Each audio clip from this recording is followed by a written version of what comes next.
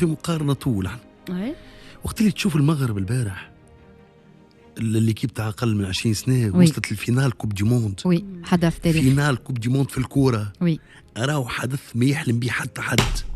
امم تفهم اللي كونه بالنسبه لي انا الحقيقه في المغرب لاهين بالكوره، يظل لي باش يعملوا حتى وزاره نتاع كره قدم، لاهين بيهم، لاهين بالتكوين، لاهين اللي لوجوا الكشافه اللي لوجوا على الجوارات المغاربه اللي موجودين في العالم كيف قاعد يعمل تو في تونس زي الجزيري وش اسمه خدمه كبيره في تونس. اي خدمه كبيره برشا. ان شاء الله يا خويا الوليدات هذوما ندعموهم، ان شاء الله يا خويا يشرفونا زاده في ان شاء الله يلقاو. منعش الحقيقه البارح تفرجنا في منتخب اليوفان نتاع المغرب، حاجه اكسترا اوردينير. شفنا كاليتي جوار ما شاء الله. الحقيقه الخدمه اسكندر الخدمه تجيب والعين وخاطر بام مش كلها متكون. السلام عليكم، مرحبا بكم مرة أخرى في قناتنا وقناتكم على اليوتيوب. كنتمنى تكونوا بخير وعلى خير بصحة جيدة وفي أحسن أحوالكم. أصدقاء ديالي إلا كنتوا أول مرة كتشاهدوا القناة ديالنا ما تنساوش دعمونا بالاشتراك في القناة، كذلك تفعلوا أخوتي الزر ديال الجرس، لايك الفيديو، بارطاجيو الفيديو مع الأصدقاء ديالكم باش تدعمونا ونستمروا في نشر المزيد من المقاطع في هذه القناة. في هذا الفيديو غنشوفوا أشنو قال الإعلام على الأداء التاريخي ديال المنتخب المغربي والتأهل التاريخي للمباراة النهائية اللي غادي يلعبوها ضد المنتخب الأرجنتيني اللي بدورو تأهل يوم أمس ضد المنتخب الكولومبي بهدف ل0. صراحة نتمناو إن شاء الله اللقب يكون مغربي. نشوفوا أخوتي أشنو قال الإعلام في هذا الفيديو هذا على تألق المنتخب المغربي في هذه البطولة العالمية وكذلك ضد المنتخب الفرنسي اللي صراحة خلقنا عدة مشاكل وكذلك حنا ضيعنا يعني فرص في الشوط الأول كان ممكن نهيو المباراة ب3 أهداف ل0. أصدقاء ديالي بلا ما نطول عليكم نشوفوا الفيديو ونتلاقاو في النهاية ديالو. لكن مازلنا باش يلزمنا نشوف امتى نشوفوهم امتى. وعلاش الناس كلها تقول لك المغرب معناتها ان شاء الله نوصلوا للنيفو نتاع المغرب وان شاء الله خاطر شفنا المغرب كي لعبت مع نيفو عالي اقنعت واداء ونتيجه. احنا نفس الشيء ماذا بينا نحاولوا نوصلوا للمستوى نتاع الفرق اللي معناتها نقول معناتها مع الجزائر مع مصر مع غانا مع السنغال نولوا امام نيفو ولا علاش لا نفوتوهم ونجموا معناتها. لكن هذا الكل راهو يجيب الخدمه في مقارنه طول. وقت اللي تشوف المغرب البارح اللي كيب تاع اقل من 20 سنه وصلت للفينال كوب دي موند. وي حدث تاريخي. فينال كوب دي موند في الكوره. وي راهو حدث ما يحلم به حتى حد. امم تفهم اللي كونه بالنسبه لي انا الحقيقه في المغرب لاهين بالكوره، يظل لي باش يعملوا حتى وزاره نتاع كره قدم، لاهين بيهم، لاهين بالتكوين، لاهين اللي لوجوا الكشافه اللي لوجوا على الجوارات المغاربه اللي موجودين في العالم كيف قاعد يعمل تو في تونس زي الجزيري وش اسمه خدمه كبيره في تونس. اي خدمه كبيره برشا. ان شاء الله يا خويا الوليدات هذوما ندعموهم، ان شاء الله يا خويا يشرفونا زاده في ان شاء الله يلقاو الدعم ان شاء الله يا رب. على خاطر ديما الحقيقه لي كاتيجوري الكبار المهندسين والا الصغار اللي هما يحاولوا انهم يقدموا ويكونوا مشاركين في مسابقات هذه، الدعم الوحيد لهم في اغلب الاحيان هو عائلاتهم اللي يصرفوا باش يخليهم يمشيوا يشاركوا في المسابقات. عندنا كوب اراب وقتها في الدوحه، بعد مشينا لعبنا كوب دافريك ذاك في الكاميرون ظهر لي. من عشت الحقيقه البارح تفرجنا في منتخب اليوفان نتاع المغرب، حاجه اكسترا اوردينير. شفنا كاليتي جوار ما شاء الله. الحقيقه الخدمه اسكندر الخدمه تجيب والعين وخاطر بام مش كلها متكونه بيان سور ولا خارجه من البطوله المغربيه. خارجين من الأكاديمية معناتها أكاديمية محمد السادس اللي نحن راهو شوف نحن راهو الناس تنسى. يمكن ظهر لي نحن أول بلد أفريقي يعمل مركز تكوين في بورسدرية وقت ليبوك في أول التسعينات ظهر لي. فهمت يعني ما فيها باس كان تصير لفتة تو المركز التكوين هذا اللي فيه موفر فيه كل شيء، التيران ما شاء الله أو على البحر البني موجود. بقى كان يعني حكايات اللي نورمالمون نجموا نقدوهم باش نشوفوا منتخب الحقيقه كما المنتخب المغربي. البارح شفت كاليتي تكنيك، شفت الكاليتي الحارس المرمى. نحكي انا وليد قبيله حارس المرمى نتاع المغرب سورتو الاولاني يعني تشوفوا يلعب سقيط تقول وسط ميدان ماهوش حارس مرمى. وحاجه اخرى لفتت انتباهي الحقيقه الناخب الوطني نتاع المنتخب. كي نقولوا نحن 3 حراس الناس يقول لك علاش تهز في 3 وعلاش تهز في كذا. شفنا البارح يعني في دومي فينال كوب دي موند يعني الحارس الاول تضرب لعب الحارس الثاني حتى يكشي اللي فات المباراة، ومن بعد عمل تغيير عنده في قناعته اللي فما الحارس الثالث هو السبيسياليست نتاع لي بيلانتي.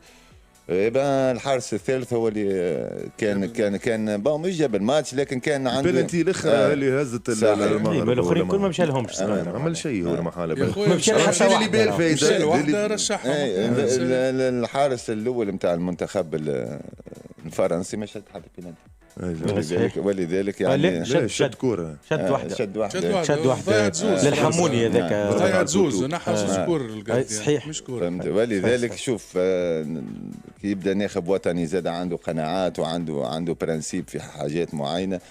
مبروك للمغرب الحقيقه، ومبروك للجينيراسيون هذه اللي فيها عده لاعبين ممتازين. قداش يلزمنا من عام نخلطوا نعمل والله شوف انا كلهم متفاهمين، اما زاد وقت اللي نرجعوا نحكيو على واقعنا تعرف اكثر حاجات نقعدوا نحكيو عليك. قال ولي قبيله اسامه احنا اول ما عملنا كذا كذا، احنا اول ما شيدنا، احنا اول ما اسسنا، اي هنا قعدنا تو احنا اخر ما فما مالينا في الكلاسمون تاع دونك يلزمنا برشا خدمه. سامحني اسكندر تو في الليسته اللي يحكي عليها هو الكل ضروري لاعب واحد ينشط في بطوله محليه، كلهم كما قلتوا انتم ولاد الاكاديميه، اما الكلهم حللهم الثنيه باش يخرجوا في عمر صغير برشا. السيستم كامل غلط، خلي الناس تخرج، خلي الناس تمشي تلعب، خلي تمشي تحترف. كلهم في البرتغال السبعه ذاك اللي سلامي عيطوا رونالدو واتفورد يلعب في واتفورد. هذا السؤال هذاك علاش قلت احنا قداش يحب لنا من عام. لا هو توا باش نعملوا جينيراسيون ما نعرفش اسكو فما. لا هو توا حاليا في الاشهر هذوما وفي البريود هذه عده لاعبين الحقيقه، هذه اللي حاجه تفرح، عده لاعبين في فرق كبيره في البي اس جي وفي موناكو وفي مارسي وفي ليون وفي المانيا ومن كندا ومن عده يعني عده بلدان وايطاليا. جينيراسيون تاع 16 17 سنه كلها قاعده تحب تجي للمنتخب التونسي. يعني قاعدين يختاروا في تونس على البلدان اللي تولدوا فيهم خلينا نقول. ولذلك هذه على الاقل حاجه تبشر بخير. بقى بعد انت كيفاش باش تتعامل معاهم. وراو شوف في اللجان مش كما في اليو 23 ولا في السينيور باش تجيبوا ستاج ويمشي، ماذا بيك يبقى معاك بريود وسيرتو بريود السلاعه وكذا. ولذلك علاش قلنا نحن سونتر نتاع بورسدريه مهم جدا. اسكندر راهو في كل شيء، راهو تشوف الاسباس الموجود يعني ماذا بيا نهار تصير هكا حتى المهمل هو تشوف فيديو نحكيو على الاسباس الموجود وعلى البحر وكل شيء موفر. نجم تعمل فيه كل شيء، نجم تعمل فيه كل شيء. ورانا الاولانيين، وانا بيرسونيلمون يعني من يعني تكونت غادي يعني قعدنا 6 سنين بريسك نحن في بين المينيم والكادي في بورسدريه. فهمت؟ لانه احمد الكلمه اللي قالها نتاع الملاعبيه احنا نرحبوا باي لاعب بيان سور يزيد يعطي الاضافه ويجي من برا ومتربي لبرا يقعد تونسي كيفنا كيف. وما نحبوش نعملوا الفرق بين واحد تونسي عنده نفس الباسبور نفس الناسيوناليتي مش هذاك المعنى. نجم نكمل مش هذاك المعنى اللي قلته. مش نحكي عليك انت انا اصلا مش نحكي عليك انت جمله. انا بديت من الكلمه اللي قلتها انت وباش نمشي نخلط حتى للاخر بالكل السؤال اللي باش نساله لك بعد هذا الكل. انت الناس الكل تشجع على الملاعبيه اللي يجيونا من برا، لكن زيد فما شكون يقول لك احنا في تونس شنو المغزى ولا شنو المصير نتاع تكوين لاعبين في فرق تونسيه. يقول لك الملاعبيه اللي يلعبوا في تونس زاد شكون فيهم يستحق بلاصه، فما شكون فيهم يستحق يخرج على بكري وما خليوش. هذا علاش الموضوع راهو كبير برشا، في سياسه كامله وفي سيستم كامل نجم نتبعوه وخطه كامله باش نجموا غدا في الامات تشوفوا دي جينيراسيون كما نشوفوا فيهم توا في المغرب، وان شاء الله حتى يفوتوا المغرب ان شاء الله في قادم الايامات. بروجيكتور متواصله ديما مع اسامه محمد تو نمشي لاحمد عداله. معناها كل التوانسه ما مشيتش، فما شكون خير انه ما يمشيش اصلا. معناها خاطر سامبلومون اذا كان نحكيو على الاسعد الدريدي يقول لك انا ما نبدا نخدم معاه كان بعد ماتش ستاد باحتراما حتى الفريق السابق يلقى روحه في سيتواسيون اخرى بمدرب جابه في اخر وقت مش في احسن حالاته اسفي. وهذه حاجه تحسب ولا تنجم تنفع على ستاد تونسيان قبل. هو لازم نفهموا كيفاش وصلت اسفي لهنا. هزت فينال كوب ضربات الجزاء ضد نهضه بركان في ماتش دوميناسيون، نتذكر انا تفرجت فيه دوميناسيون توتال بركان. دونك اسفي ماهيش اسفي نتاع قبل ولا اللي كنا نعرفوها قبل هنا في تونس. بار كونتر لا حتى الفريق نتاع بناور مش هو بيدو خرجوا منه برشا 7 ولا 8 لاعبين. عنده ازمه ماليه كبيره برشا، عنده ازمه ماليه وما لقاوش حتى المدرب اللي يعرضوا عليه الخطه هذه يرفضها. حتى في الشامبيونات عامل انتصار واحد.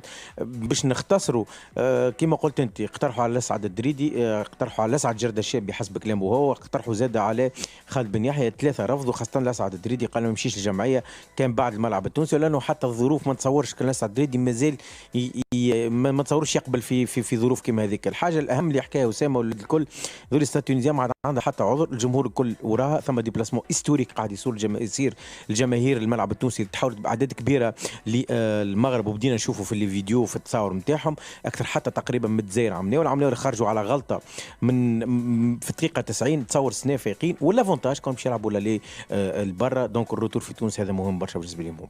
في الساعه الثانيه باش نحكيو على الترجي الرياضي التونسي وليد، نحكيو على النجم الرياضي الساحل، لكن في اللي قعد من الوقت نعطيكم نستعرض قداش الجمعيات هذوما الاربعه، الاتحاد المونستيري، ترجي، ستاد والإتوال، قداش باش يلعبوا ماتشوات. يعني اذا كنشوفوا الضغط نتاع الماتشوات حاجه رهيبه. الويكاند هذا باش يلعبوا كوب دافريك نهار 21 22. وصلنا للختام ديال الفيديو، ما بقى لي اخوتي الا نودعكم. قبل ما تخرجوا اخوتي من الفيديو ما تنساوش تشاركوا في القناه، كذلك تفعلوا اخوتي الزر ديال الجرس، لايك الفيديو، بارطاجيو الفيديو مع الاصدقاء ديالكم، وكذلك كتبوا لي اسفل التعليقات الاراء ديالكم حول اداء ديال المنتخب المغربي يوم امس ضد المنتخب الفرنسي، وكذلك التوقعات ديالكم المباراه المقبله ان شاء الله ضد المنتخب الارجنتيني. نتمنى ان شاء الله اللقب يكون مغربي، وغادي يكون اول لقب يعني عربي افريقي في هذه الفئه ديال 19 سنه يعني فازت به المنتخب غانا. نتمنى ان شاء الله نكونوا احنا ثاني منتخب غيدير اللقب. صراحه المنتخب غاني فالخير على المنتخب المغربي صراحه، يعني بعد ما تأهلوا في 2010 المنتخب الاول ديالهم لدور الربع يعني النهائي من كأس العالم في جنوب افريقيا، المنتخب المغربي في 2022 كيتأهل كذلك النصف النهائي، فات يعني ذاك الدور. كذلك المنتخب الغاني اللي اقل من 20 سنه كذلك توج هو بكأس العالم. نتمناو ان شاء الله حتى حنا يعني غنكونوا فقط حنا وغانا اللي غادي نتوجوا ان شاء الله بهذه الكأس هذه. اصدقاء ديالي ما بقى لي الا نودعكم، نتلاقاو فيديو قادم ان شاء الله.